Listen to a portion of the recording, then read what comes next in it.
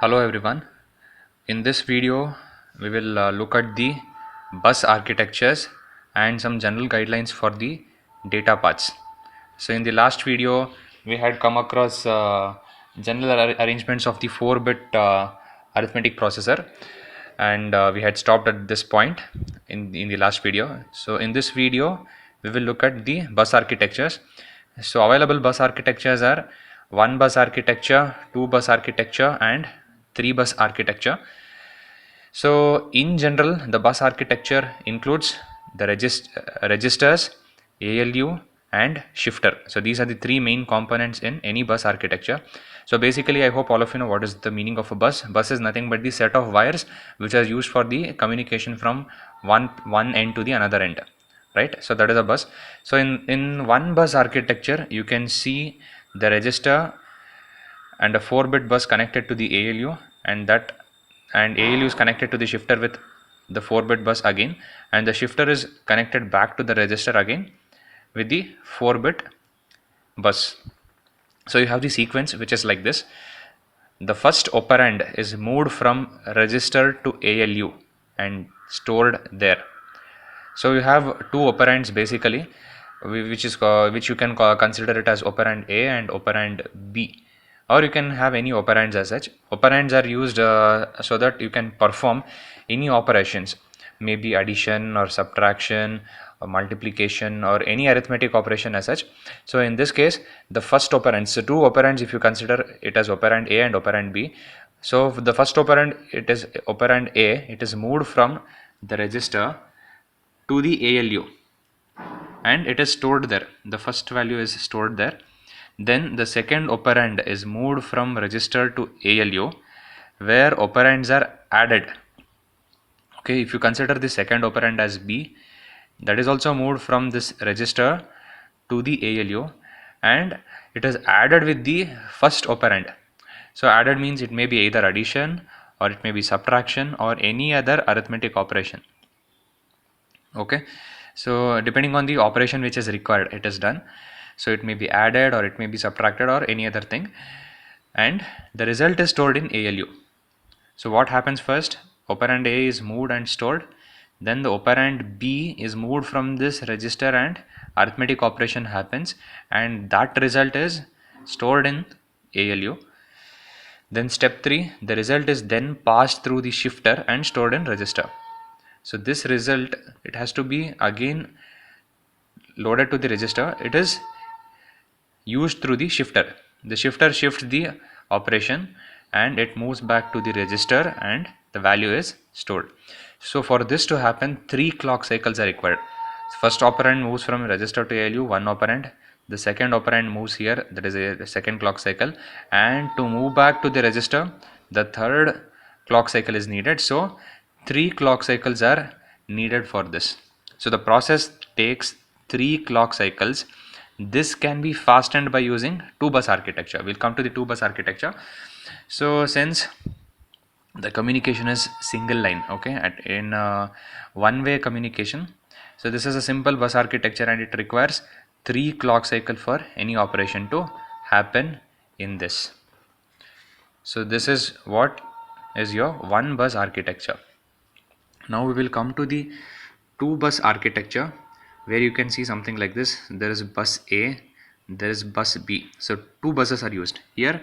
Single 4-bit bus is used in case of 1-bit architecture, but in case of 2-bus architecture, you have bus A and bus B. The same components are used, that is registers, ALU and shifter.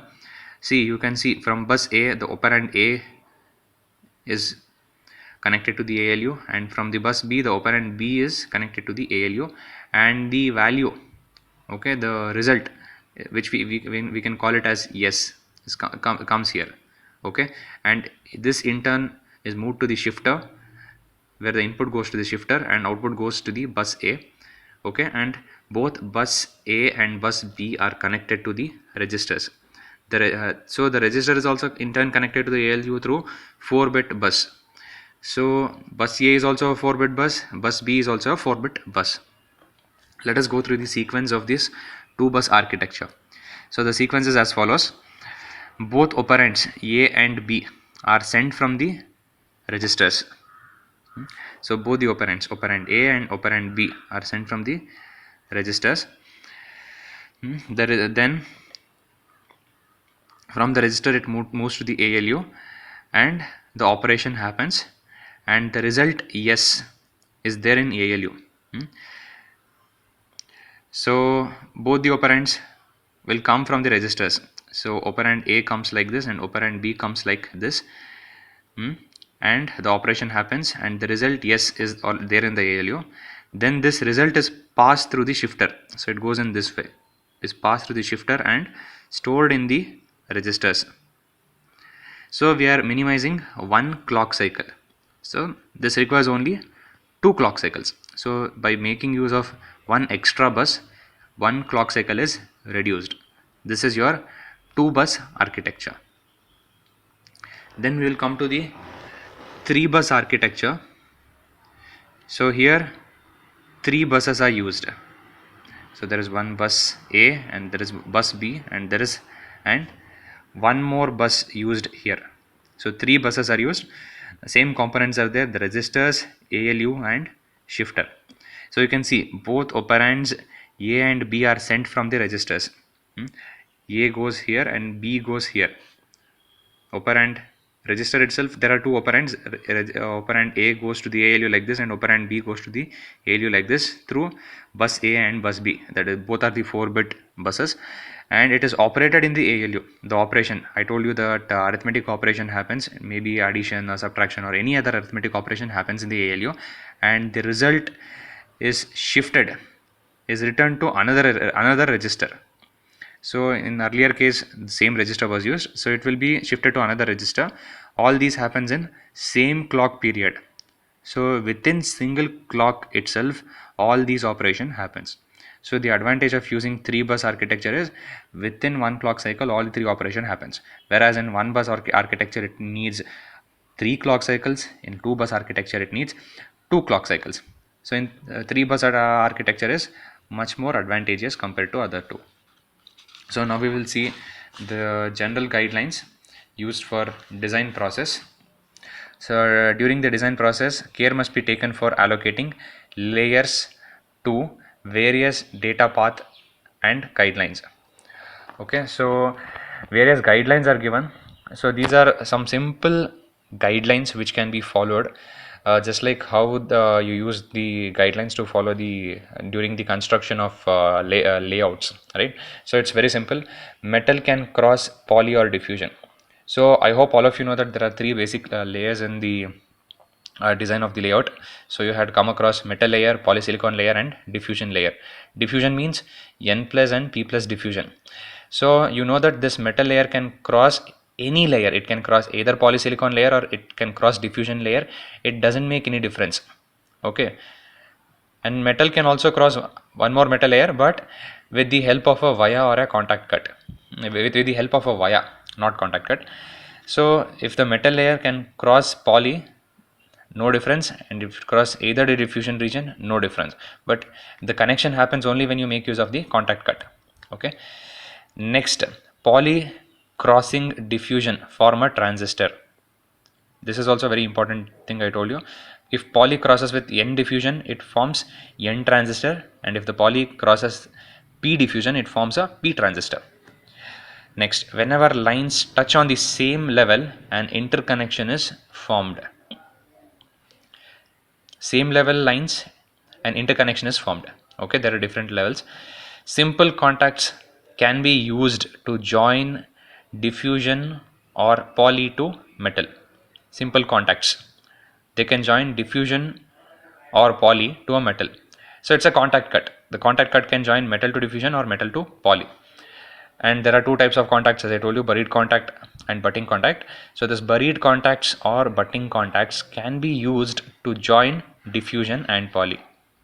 So this diffusion to polysilicon, what contact cut you can use? You can use either buried contact or you can use butting contact.